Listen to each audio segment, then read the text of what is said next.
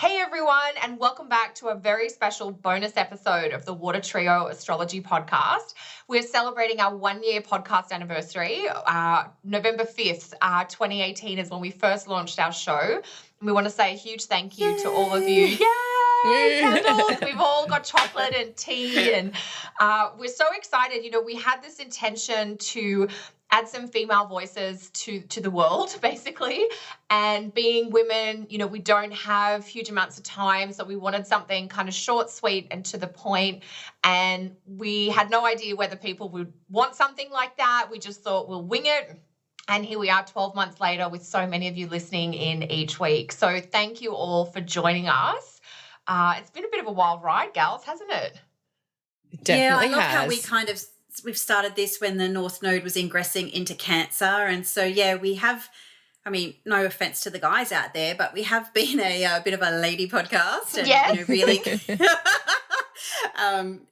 bringing that kind of, the nurturing, the care, all the water stuff that we that's us. And so we're just sort of putting it out there to share with other people. So, thank you for coming on this wild ride. We didn't really know what to expect. We just sort of, as you said, we winged it, and so let's see what happens. Yeah. I mean we've had... Yeah, we even had to get sound engineering, Yeah, the early days. Oh my God, the early days when I was trying to do the sound. Apologies for that. Yeah. Trying to do it, I think. Oh, you did a great job, Leish. And then it just got to the point where we were like, okay, and then we had someone sort of interning for a while, and then we've graduated to actually a professional person who we now pay to do our editing.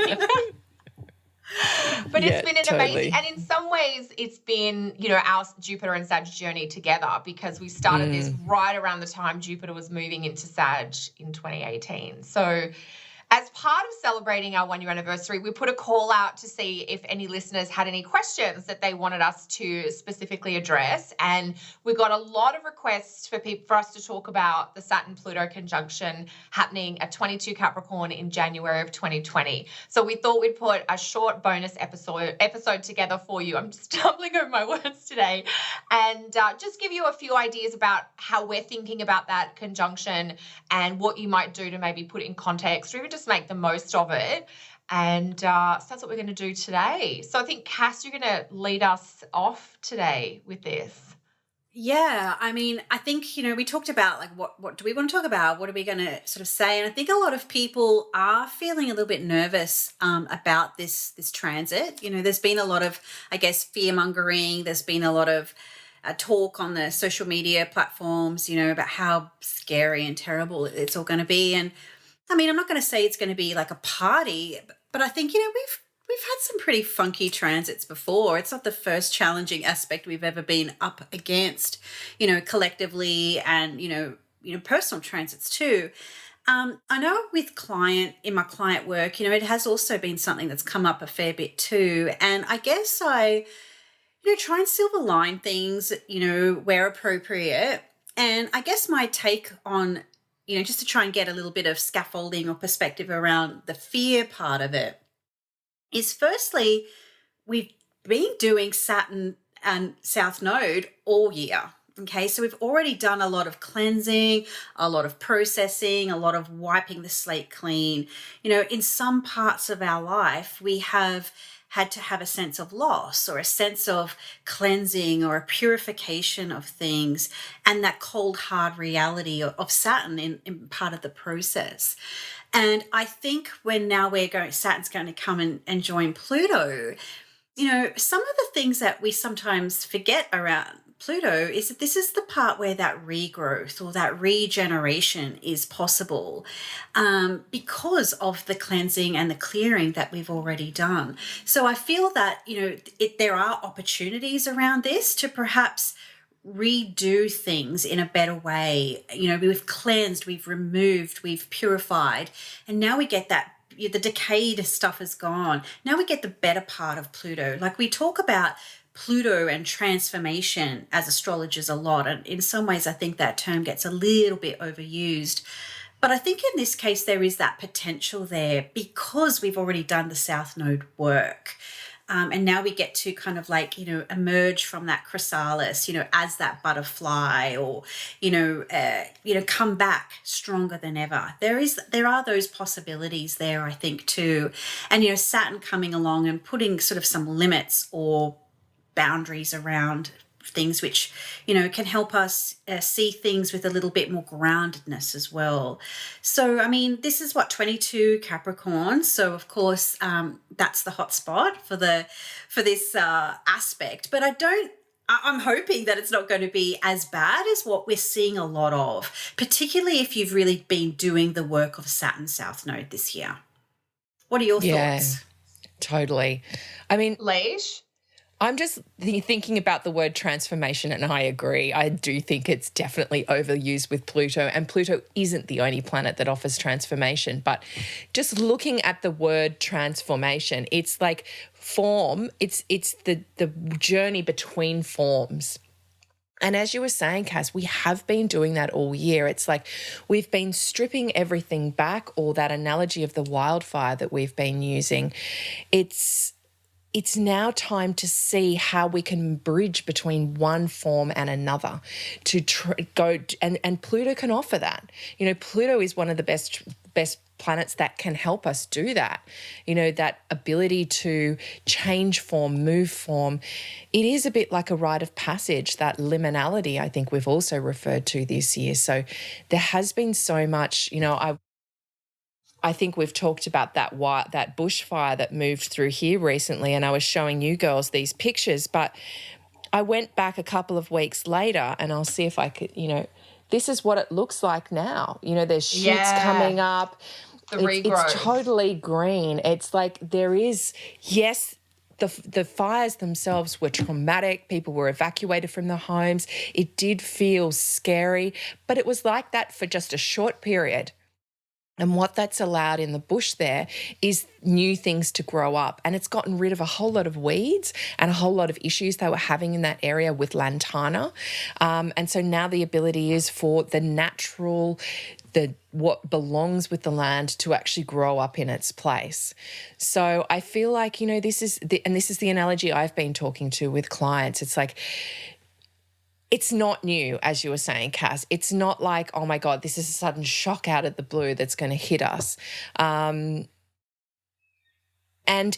the other thing about Saturn is we reap what we sow with Saturn. So if we've been doing the work this year, and if we've been doing the releasing, and if we've been doing the proper like Marie Kondo and not that binge purge of consumerism that some of us can do, I'll get rid of this. And look, there's room for something else to come in. It's like, yeah. And the Jupiter will be in the same sign as well. But anyway, I'll stop talking. Kel, what do you want to say about this? No, that's great. I mean, the bushfire analogy is something that I think I shared. I've used it a couple of times in speeches, like my 2019 webinar, and then I think at NORWAC I talked about, that Saturn South Node with the bushfire piece and the clearing out. And it's important to understand that the Saturn Pluto in January 20 is part of a larger theme. And one thing, because I've had some clients come through that have been quite nervous, because there is starting to be a lot said about this on social media in the astrology community. And I just want to, what I often do with clients in that situation is we break it down, we put some context, and we flesh out the full timeline of something like this. If you have a planet around 22 degrees of Capricorn or the other cardinal signs, which would be Aries, Cancer, or Libra, yes, this is going to be really important for you. But it's already been important for you throughout 2019, and it will continue to be important throughout most of 2020. Because if we look at when has Pluto been at 22 Capricorn, he first started activating 22 Capricorn in February, March of 2019. He was at 22 Capricorn again in May, June of 2019. Pluto's at 22 Capricorn, December 2019, January 2020, and again from August until November of 2020. So in some ways, the Pluto transit to 22 degrees of cardinal signs is almost 2 years, and the Saturn activation just happens in the middle of it.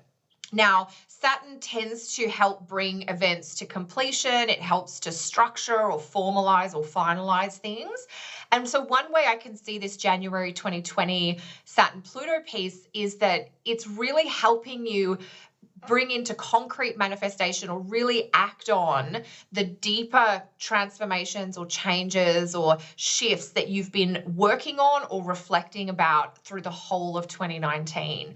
So in some ways, I know that Saturn's a little bit more accessible than the outer planets like Pluto, and that January 2020 can actually bring a turning point or an important transition that helps you prepare for the future. Get rid of any old stuff that's still sticking around, and then you've got your foundation from where you're going to continue that change of form. I love how you broke that down, Leash. Like that transformation is about changing form, basically. So yeah, it's going to be intense and it's going to be powerful and poignant. It's going to be more relevant for people who do have planets or things like your ascendant or midheaven around that 22-degree point. But I think it's important to remember that it's the middle point of a longer 2-year trend, if you like. Yeah, that's really true. And I'm just going to throw the chart back up because as I was looking at it while you girls were talking, I also noticed that we're going to have Mercury right there as this conjunction is happening. And to me, that feels like there's something that needs to be said. You know, there are agreements, there's paperwork, there's some scheduling or logistics, but, you know, Mercury is like the megaphone or the voice piece. So it's not just I've been moving the pieces of my life or my psyche around, but I need to talk about it or I need to share it or I need to let other people know about it. Yeah, or, you know, tidying up lingering paperwork or, you know, filing things away or completing stuff. You know, and also, as you said, Kel, giving voice to perhaps, you know, how everything's been feeling. But yeah, there is that, I guess, the mercurial component. Might even have a little bit to do with money as well, potentially, like just making sure you're on top of everything or, you know, bank accounts, paperwork, you know, those logistical areas as well. Yeah. And also, go Leish. I was also just thinking of planning with this, you know, and it's long-term planning. You know, this is the beginning of 2020, as we talked about last episode. It's the beginning of a new decade. And it's like, okay, the old platform's been cleared away. What am I ready to build on now? Where am I going to go? This is a time to be making 10-year plans as much as you can. Yep. Definitely waiting until after. It is a new decade. Yes, we're accepting that. So where do you see yourself in 5 years from now? Yeah. I mean, it is. Yeah. It's like, what's your 5-year life plan? And exactly. Yeah. And then also, sorry, Leish.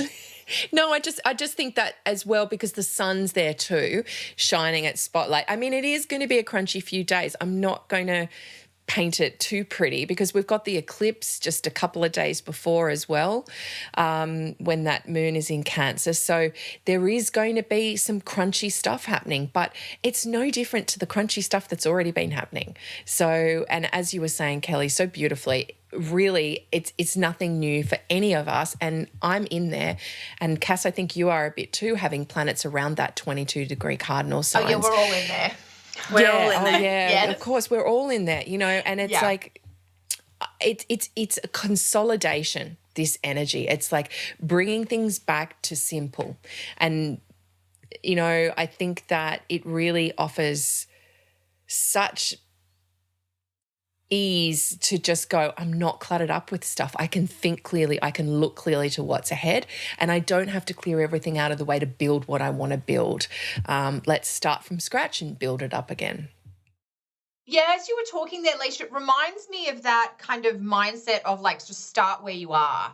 You know, often we think, oh, I've got to wait till this happens or I've got to wait till that happens. And the practical kind of just be in the present energy of all this earthy Capricorn Saturn piece is just like be realistic about where you are. And Cass, you've been saying this too, like do the best with what you have, which is such a Capricorn mindset. Like, yes, you might like to have, you know, we talk about our businesses and we're like, oh, we'd love to have this or that. And it's like, yep, that'd be great, but this is what we've got and we're just going to work forward from here. Yeah, totally. So it's kind of like this year's been all about the Saturn, the South Node, and the cleansing, purifying, which I've already mentioned. So, we may not be at the starting point we sort of thought we wanted to be when we're like, oh, Jupiter and Sag, it's all going to be more. And then it's sort of like, well, I may not be where I want to be, but I'm exactly where I need to be. And so those things that you've lost or cleansed or shed away is moving forward with a little bit more of a clarity. And I can't help but notice too that, Saturn, Pluto, and Mercury are all combust the sun. So we've got that element there as well. So, it might even take a little bit of time for these energies to sort of emerge or become fully clear, because that's the nature of the combustion. So I think, a lot of it is about I think I was going through some, tough times many, many years ago, and a dear friend of mine who, practicing a version of, Hindu faith, and I went to a meeting and his guru sort of said, in order to have something that you want, in order to have something, use what you already have to get something more, along those lines. So it is about, just in this moment, I can't say it very articulately, but I guess it's that the Capricorn side of things, you streamline, build something brick by brick or step by step. And you may not have all the superficial or the frivolous or all the trimmings.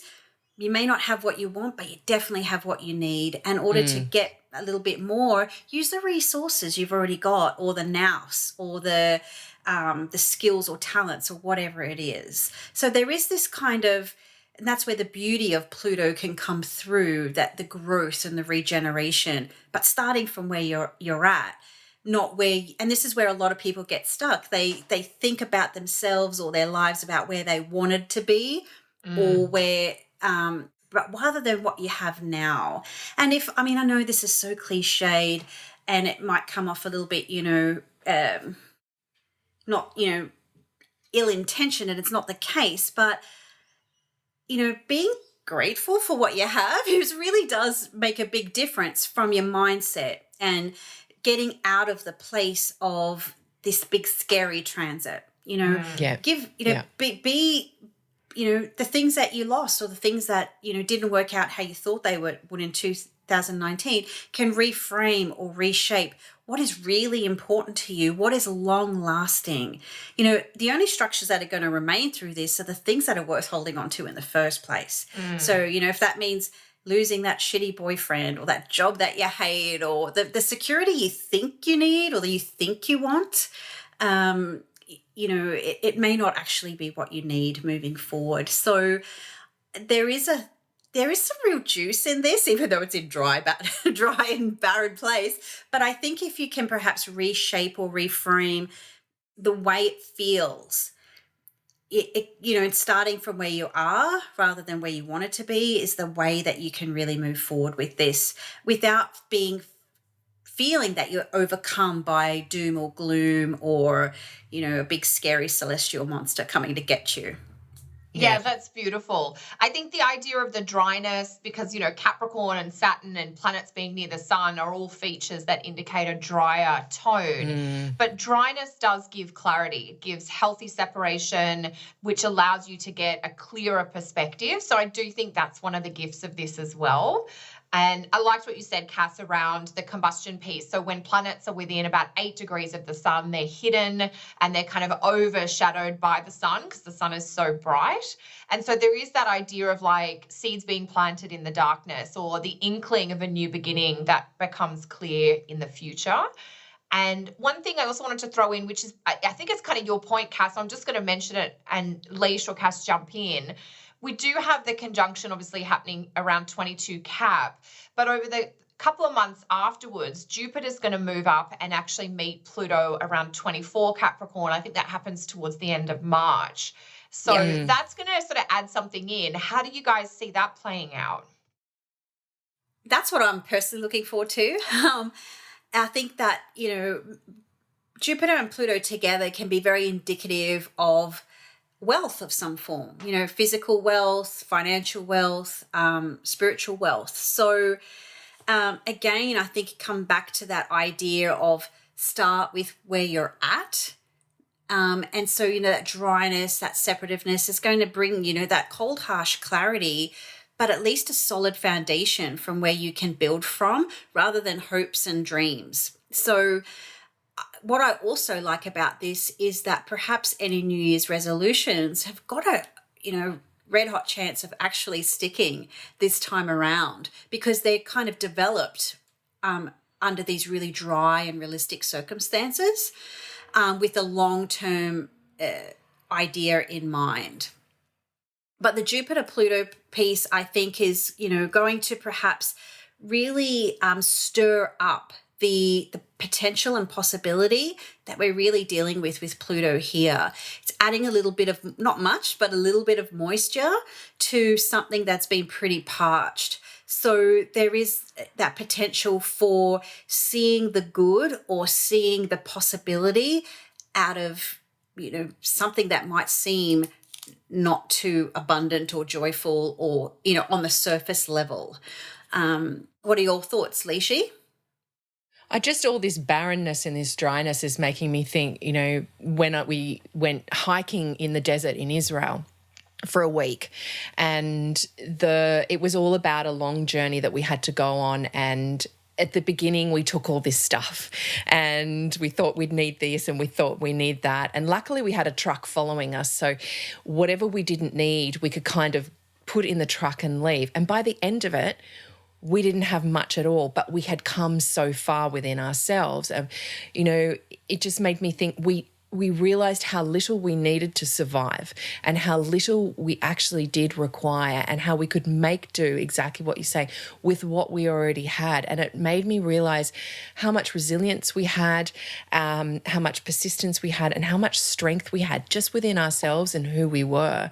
And I think, I saw that as well in the goats that lived in this desert. There was nothing. I don't know what they ate, but they were happily trotting around the mountainsides because we were hiking through canyons and places where there's very little water. And it just made me think of this and talking about this and what Jupiter's going to bring in, because Jupiter grows and expands whatever it's in. So there's this sense of this real resilience and this real strength that probably a lot of us have discovered we have within ourselves through whatever's happened through much of 2019. It's like, yes, tough things have happened, but I got through it and it's taught me a lot about myself, and I know what I can tackle. I know, and I've got a strength with this. So it's that real ability to look within ourselves, dig within ourselves, find that inner steel in a way that can help us push forward. And I feel like, the Jupiter-Pluto, there will be quite a bit about power and control and what's important and how we use our power and what kind of control we're bringing to the table with this.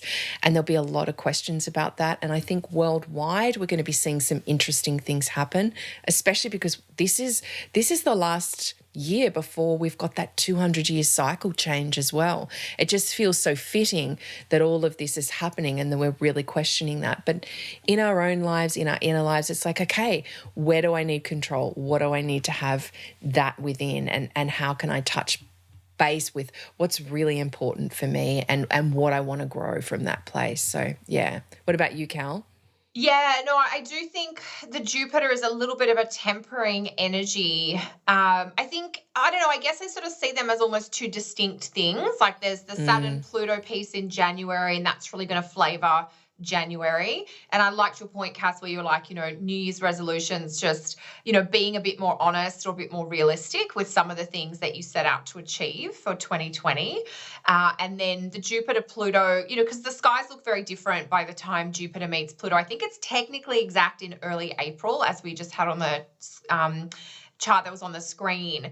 And by then, Saturn has actually moved into Aquarius. So there is a real sense that even just in the first quarter of 2020, there is quite a change from how things look in January to what opportunities or, barriers that you might be dealing with. What you think is going to be a thing in January has shifted form or changed shape by March, April. So I think that's interesting to keep in mind too, that it's very much just flavoring the start of 2020. So I know we said a short episode, but we've kind of, wanted to share all our thoughts with you. So if you did like this episode or you enjoy our podcast, please do subscribe by the links, the bells or the buttons above and below. Anything either of you want to share with our listeners before we wrap up today? Okay, perfect. I love it. So I figured because this episode's not going to be so time specific, that if people do want to find out more about what any of us are up to, just pop over to our website. So we've got CassandraTyndall.com, AliciaYusuf.com and Kelly'sAstrology.com, and we'll link to our episodes below. We are actually teaching a retreat in Brisbane. I was just about to say that. Just a few days before. Yes. Yeah, right. I noticed that. I'm like, oh, yeah, our retreat's on January 9th and the Saturn Pluto is January 12th. So if you would like to get more insights about this, you're welcome to join us in Brisbane in January, and we'll have a link to that in our show notes as well. So thank you all. And thank you all again for listening over the year. We've really loved bringing the show to you, and we look forward to many more years of doing that in the future. So I guess that's it from us for now. That's it. Thanks, everyone. Okay. Feel free to drop your comments below, around your ideas around the Saturn Pluto piece as well, or even Jupiter too. Yeah, let us know what you're thinking about, or even if you've got any experiences coming up already. Okay. Cool. All right. Okay. Ciao for now. Happy birthday team. to us. Yay. Okay, bye.